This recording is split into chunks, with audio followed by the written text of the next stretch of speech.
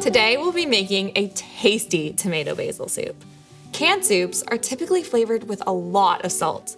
Making your own allows you to reduce the salt by using herbs and spices to enhance the flavor. This soup uses basil to zest up your typical cup of tomato soup. Check out this tasty recipe. Start by preheating the oven to 350 degrees Fahrenheit.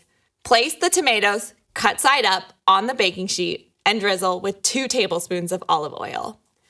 Roast for 1 hour or until the edges start to shrivel. Roasting vegetables adds depth and sweetness. They will burst with flavor. In a large pot, heat the remaining 2 tablespoons of olive oil over medium heat.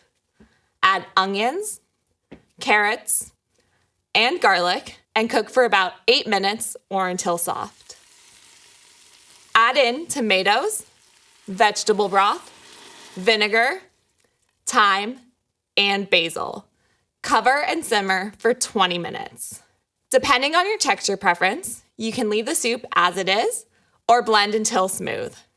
Try something more flavorful, and instead of grabbing that can of soup, why not try to make it at home next time?